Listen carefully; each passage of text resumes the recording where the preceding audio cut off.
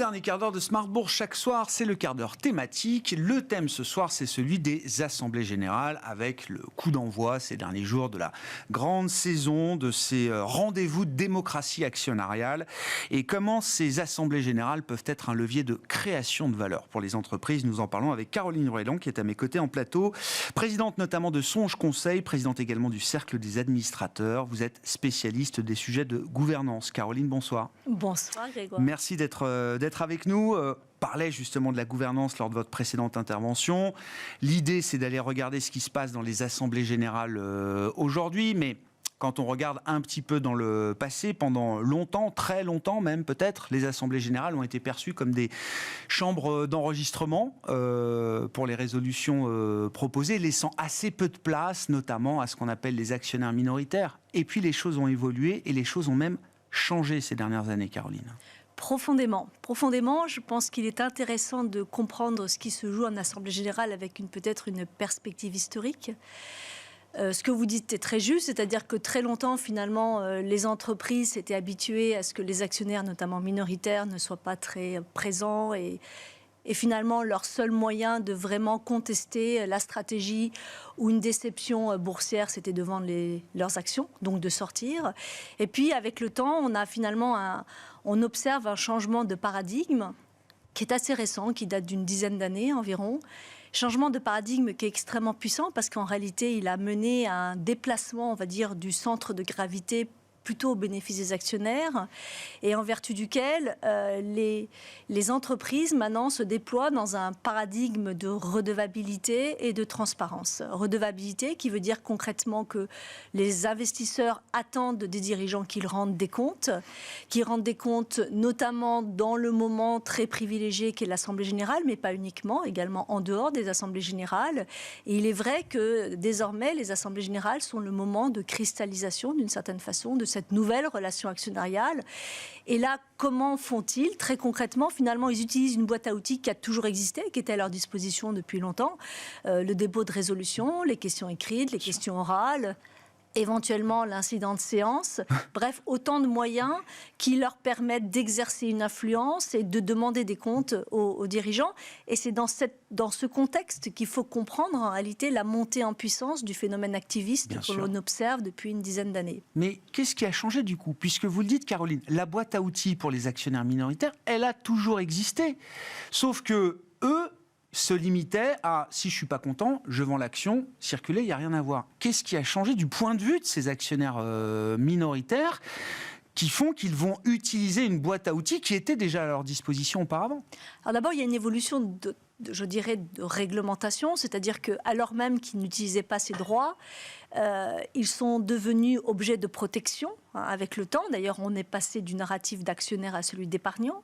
Et puis, il y a une catégorie d'actionnaires minoritaires, notamment des fonds d'investissement qui sont très professionnels, qui ont les moyens financiers, les moyens humains, les moyens de compréhension industrielle et qui ont décidé de rentrer d'une certaine façon dans l'arène et d'exercer une influence. Et le phénomène activiste, en réalité, se décrit comme une catégorie d'actionnaires qui souhaitent exercer une influence et donc participer au devenir de l'entreprise. Alors la vraie question qui se pose est de connaître leurs ressorts profonds, car il peut y avoir des ressorts qui sont plus ou moins louables, mais leur démarche s'inscrit dans cette évolution de redevabilité et de volonté de participer au futur de l'entreprise. Et de manière très intéressante, quand on voit les chiffres, notamment sur 2023, on constate une augmentation significative des campagnes activistes, plus 15% l'an en Europe, passé, c'est ça? En Europe, absolument.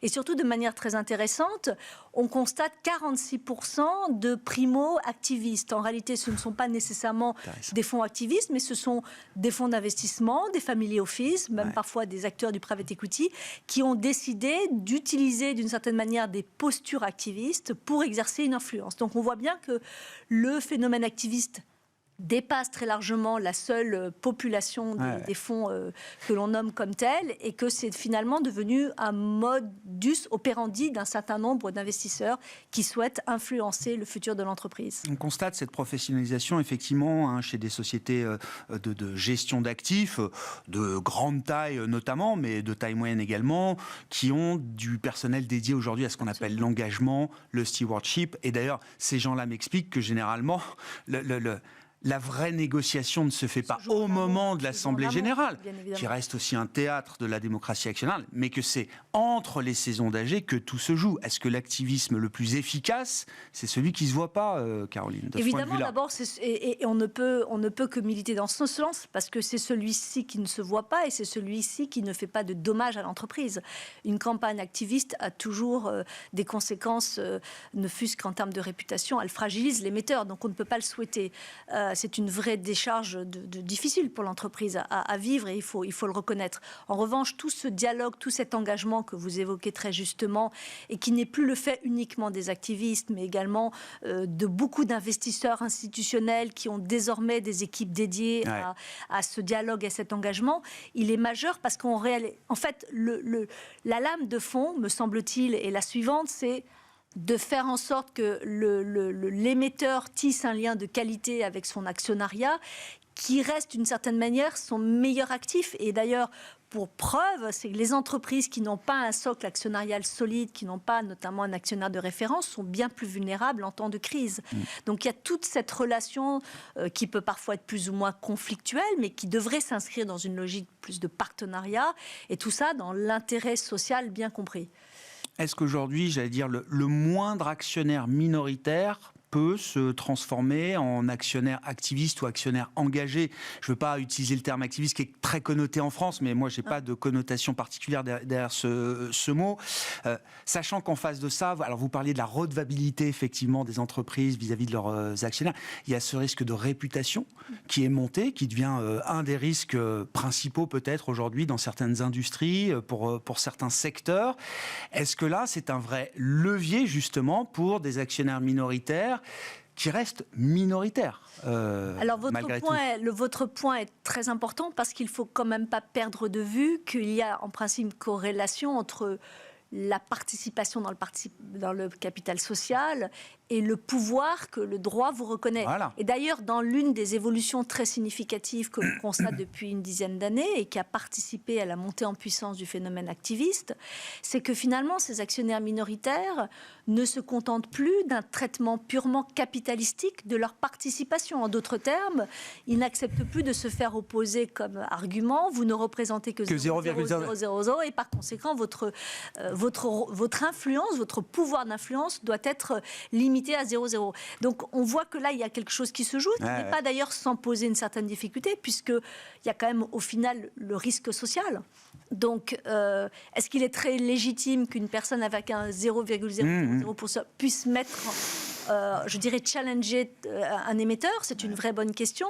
Peut-être que la réponse est la qualité du dialogue et la qualité des alternatives qu'il peut mettre sur la table, ou de propositions. Est-ce que vous avez un exemple d'entreprise ou de sujet sur lesquels des actionnaires minoritaires en campagne ont pu exercer une influence majeure, Caroline? Je pense qu'il y a le dossier Lagardère, qui est un très bon exemple, où le fonds d'investissement Amber Capital a mené une vraie bataille, une longue campagne activiste qui a duré plusieurs années. Il y a eu notamment sur 2 assemblées générales et donc un investissement de plusieurs années également, et on peut considérer que c'est cette persistance qui a fini par faire bouger les lignes et modifier en profondeur et la gouvernance. Et voilà. Donc il y avait aussi un alignement de facteurs qui a permis cette réalisation, mais c'est un exemple très concret et qui, je pense, a beaucoup marqué la place de Paris.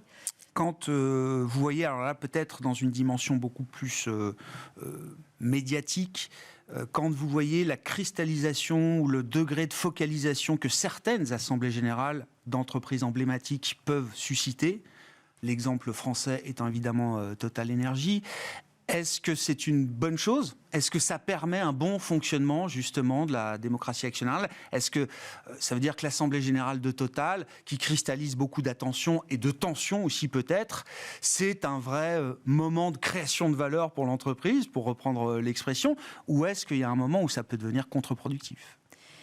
Alors, c'est une question compliquée parce que le sujet est beaucoup plus complexe qu'il n'y paraît. Total, l'énergie est très exposée, notamment et au premier chef en conséquence de l'industrie dans laquelle ce groupe se déploie, parce qu'il y a effectivement des ONG qui ont été assez actives, parce qu'il y a des sujets de dépôt de résolution, parce que la question de soumettre aux actionnaires le plan pour consultation. Donc toutes ces questions cristallisent. Je trouve toujours important finalement que les acteurs puissent échanger. Moi, la ligne rouge, c'est que finalement la victime ne soit pas l'entreprise. Il y a la création de valeur, il y a des enjeux qui sont très importants. Et d'ailleurs, de manière quand même très significative dans cette vague de cette saison des assemblées générales, on constate malgré tout que les investisseurs, alors même qu'ils ont été très attentifs et restent attentifs aux vecteurs et aux enjeux environnementaux et notamment climat, restent encore très attachés à la valeur financière, à la performance opérationnelle, à la trajectoire boursière. Donc en réalité, là où les choses deviennent compliquées, c'est qu'on attend des entreprises qu'elles créent à la fois de la valeur financière et qu'elles créent la valeur extra-financière. Donc pour revenir à Total, c'est là où les choses deviennent complexes. Voilà. Un des sujets de l'Assemblée générale de Total cette année va être la dissociation des fonctions de président et directeur général. Intéressant, hein, on part de sujets climatiques et on en arrive à un sujet de gouvernance. Alors d'abord, les sujets climatiques et les sujets de gouvernance ne sont pas si éloignés de l'un de l'autre, car c'est la gouvernance qui décide de porter le climat, puisque le climat fait partie intégrante, me semble-t-il, de la stratégie. Et que je vous renvoie à notre précédente intervention à retrouver sur bismart.fr, gouvernance et création de valeur. Absolument. Donc ça, la première remarque. Et quant à la dissociation, j'avais eu l'occasion également de m'en entretenir avec vous. Moi, il me semble que cette demande de dissociation n'est pas en tant que telle a pas forcément pour objet directement la demande de dissociation, mais peut-être d'attirer l'attention sur la gouvernance. Et ça peut être compris comme un moyen détourné de remettre au centre du jeu, finalement, la question du climat. Donc, il faut peut-être la comprendre au second degré et pas de manière immédiate. Et je continue de penser que la dissociation exige beaucoup de conditions pour qu'elle fonctionne très bien. Dissociation de fonctions entre présidence et direction générale. Donc, là aussi, c'est un modèle qui est idéal, mais qui exige un certain nombre de conditions et d'exigences pour qu'il soit vertueux. Pour conclure, Caroline, quel est le rôle de Songe Conseil dans cet équilibre de la démocratie actionnariale que sont les assemblées générales ? L'équilibre. Précisément, l'équilibre, car on parle beaucoup, notamment dans le contexte de la loi attractivité qui est en discussion, on parle beaucoup de mettre en avant un certain nombre de sujets, les droits de vote multiples, et notamment. Moi, je pense que tout est une question d'équilibre. Pour que la place de Paris demeure et attractive et compétitive, il faut certes préserver les émetteurs, il faut aussi laisser la place aux investisseurs et que chacun trouve s'y retrouve dans un équilibre et dans une relation de partenariat. Merci beaucoup Caroline. Caroline Aurélien, qui était l'invitée de ce quart d'heure thématique de Smart Bourse ce soir, présidente de Songe Conseil.